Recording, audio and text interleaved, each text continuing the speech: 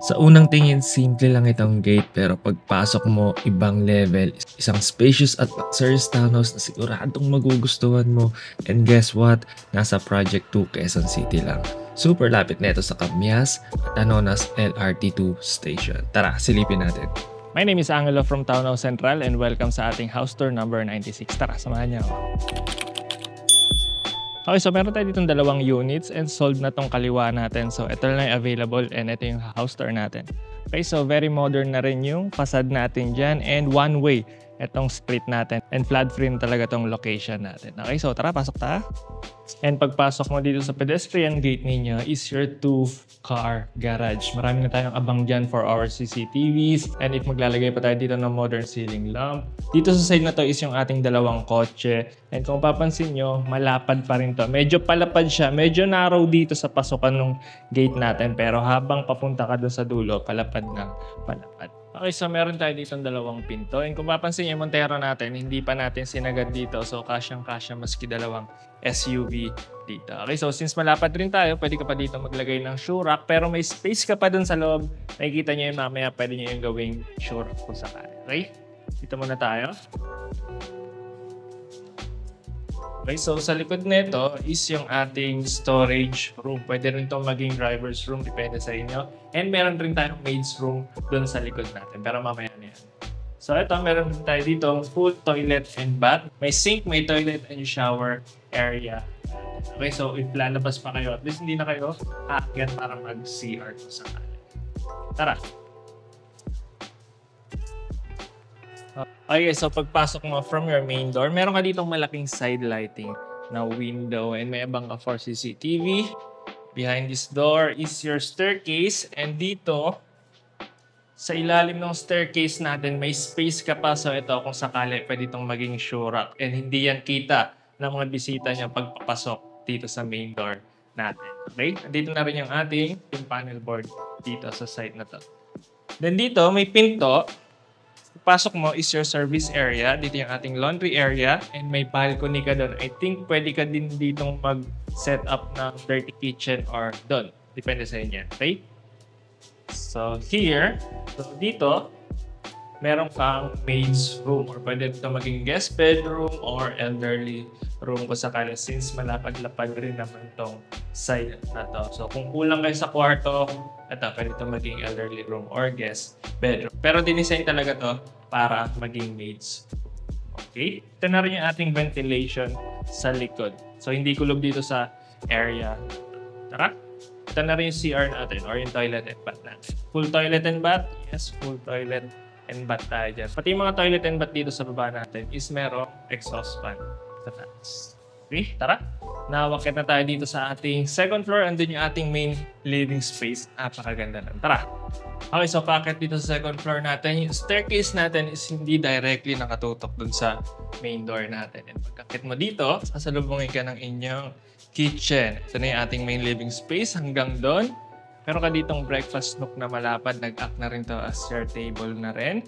And ito, meron tayong quartz countertop, dual sink, nasa gitna. May island counter tayo. Very functional na rin yung ginawa nila dito, guys. Pero may in-include na dito na, ayan, trash bin dito sa side na to. And this one, para sa mga kawali natin doon sa kali. And then dito, is para sa ating mga utensils. Ayan. Okay? So, kasya dito ang dual door, may refrigerator, and lahat ng cabinets natin is push latch mechanism. Okay? Tara. Dito sa gitna is yung ating magiging cooktop. Magbubutas ka pa dito. Ito nakalagay lang tayo yung mga excess na kahoy, pero ayan, quartz countertop rin yan. Dito yung ating spot para sa ating range hood. Ayan, provision natin yan dyan. And yung spot ng ating mga microwave and built-in oven. Dito sa dulo is meron pang mga additional storage space. Okay, so maliwalas dito sa second floor natin maski wala tayo dun sa harap na unit. Since yan ang lapad ng ating setback dito sa likod, ito na rin nag-act as your air well. Sabay dito, pwede mo ito gawing service kitchen or dirty kitchen kung sakali. At least hindi na malayo yung lalakbayin mo papunta dito sa inyong dining area. Okay? Tara! So, naglagay na rin sila ng tempered glass dito sa gilid ng building. dito sa gilid ng ating staircase. Let's go! So ayan, to give you an idea, naglagay sila dito na ng dining table set. You can easily fit here a 6 to 8 seater na dining table set. Pero ayan, mas kilaparan niya pa yan. Hindi ka magkakaroon ng problema since ang lapad na itong living area natin and dito sa ating dining area. Ang dami nating pin lights dyan and may cove ceiling design tayo dito sa side na to. And ang lapad na itong dining and living area natin. Sabay may mga provision ka pa rin para sa mga modern ceiling lamp or drop lights dito sa ilalim ng inyong dining table, pati dun sa kitchen natin. Okay? Sabay ayun, may provision ka na rin for a split type na AC unit. Okay, so tara. Dito naman may dalawang pinto tayo. Meron kang toilet and bath dito sa likod ng living area natin. Meron kang sink, vessel sink. Ang lapad ng sink natin dyan. May provision ka for a LED vanity mirror. Floating vanity cabinet design na tayo dyan. And dito yung ating shower area. Lalagay ka na lang ng shower enclosure. And meron ka na rin exhaust fan. And so sa maganda dito, mas nakatipid ng space. Meron ka pang pinto dito. So naging Jack and Jill type yung pinto natin dito sa ating bedroom number 1. Tara! Ayan. So, ayan. Ito yung ating bedroom number 1. So, malaki na rin yung ating setup windows dyan. May sliding window tayo dyan. Screen mesh and very... Ano ba to? Ito pala. May lock pala. Very premium na rin yung ginamit nila dito na mga materials. Frame, yung net screen natin dyan. Very premium. Very effortless. Sabay naka-double glaze na rin yung bintana natin dito. So, hindi natin rinig yung ingay sa labas yung mga kotse. So, may pagka-soundproof yung ginamit nila dito. Okay? And yung provision para sa ating AC unit is nandito, split type. May naka-install na ng mga copper tube. So, hindi na masakit sa mata once na mag-install na kayo ng mga AC unit na pang split type. Okay, so may provision pa for a modern ceiling. Okay, so yun lang. Then dito, meron tayong balcony. So maganda yung cross ventilation nung hangin dito sa ating second floor. Maganda dito, may screen door ka. Aside pa dito sa ating double glaze. May glass. Okay, so medyo maliit lang rin yung balcony natin dito. Okay, so dito na rin siguro ilalagay kung sakali yung mga condenser ng AC unit natin. Tara? Okay, so isa pa sa nagandahan ako dito, yung mga kanto nila dito sa side na to, dito sa left side ng property natin, ginawa nilang curve dito, hindi siya makanto tulad dito sa side. Okay, tara? Provision for a CCTV dito sa ating second floor. Let's go! Yung staircase natin is may mga low-level lighting and may solid wood planks tayo sa mga treads natin. Dito sa staircase natin, maliwalas pa rin. Thanks to this set of windows. May sliding window tayo dyan na malaki. May provision for a CCTV. Meron tayo ditong 4 na pinto and dito muna tayo. Ito yung ating bedroom number 2. So, hindi included yung mga furniture natin dito. Yung kama and yung dining table set natin, hindi yun included. Nilagay lang yan para meron kayong idea kung ano yung kakasya dito sa property. Okay, so ayan, may idea kayo. Single size bed, kasyang-kasya. And pwede mo rin yan baligtarin. Yung headboard natin nandun, yung paanan nandun. Sabay, i-upgrade mo na medyo mas malapad pa. Pwede maging double size bed, kasyang-kasya dyan. Then dito na yung inyong magiging computer table or study table. Okay? Okay, so ayun, kasyang-kasya dito. And meron ka malaking sliding window na rin dito. So hindi kulob lahat ng bedrooms natin dito. Sabay may provision ka for a split type AC unit. May mga shadow gobs, 4 na pin lights, and a provision for a modern ceiling lamp. Okay? Dami na rin natin dito outlet. Ayan, saksak. Let's go. Ito yung hallway natin papunta sa ating bedroom number 3 and sa ating master bedroom. Sa gitna ng ating bedroom number 2 and bedroom number 3, meron lang common toilet. Pero, maski common to, ang lapad ng toilet and bath natin dito. Papansin niya. Dito maglalagay ka ng shower enclosure.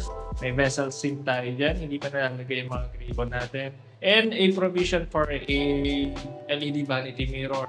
May exhaust fan tayo and hindi rin kulog dito since meron kang sliding window which opens up dun sa ating air well sa gitna. Okay? Tara. Okay, dito naman is yung ating bedroom number 3.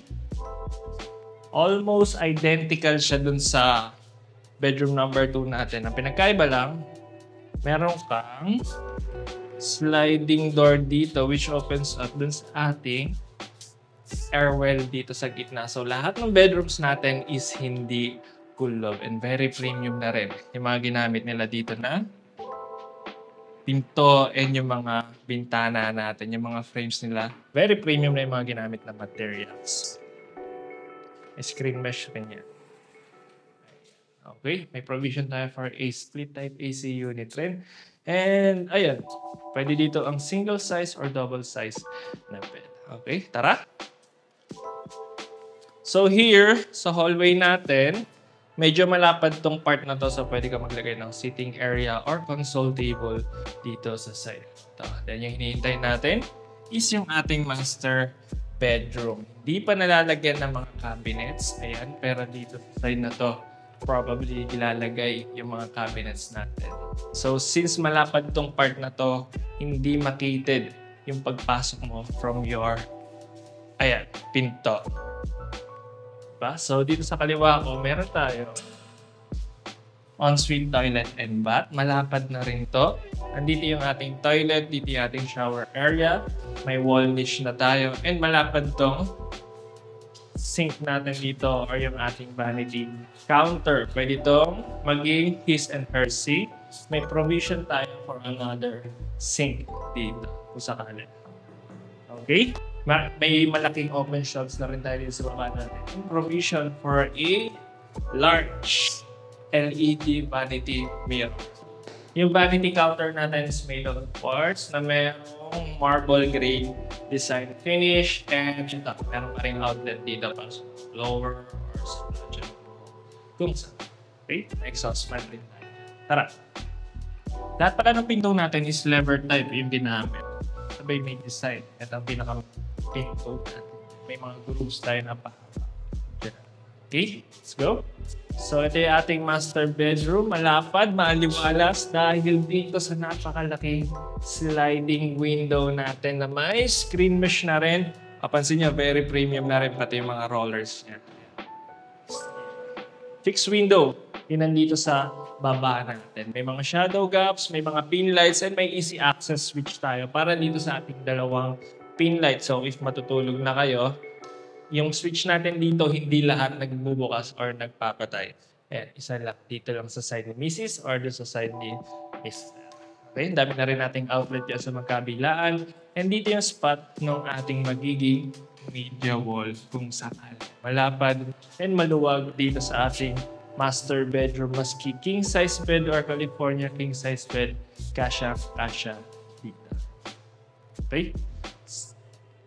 So yung view rin natin dito sa master bedroom natin is medyo unobstructed. So kitang-kita mo yung kalangitan dyan kung sakali. And overlooking ka na rin doon sa kalsada natin doon sa. Okay? So yun lang guys. So kung nagustuhan nyo tong house tour video na to, you can send us a message dito sa aming Facebook page or dito sa aming contact number, Townhouse Central. Available rin kami sa Instagram and TikTok. Okay, so if townhouse developer ka and may townhouse project ka na gustong i-feature dito sa aming YouTube channel, kindly send us a message dito sa aming contact number. Available yan sa Viber or dito sa aming email account. Okay, so yun lang. My name is Angelo from Townhouse Central. That's it for today. See you at the next Townhouse.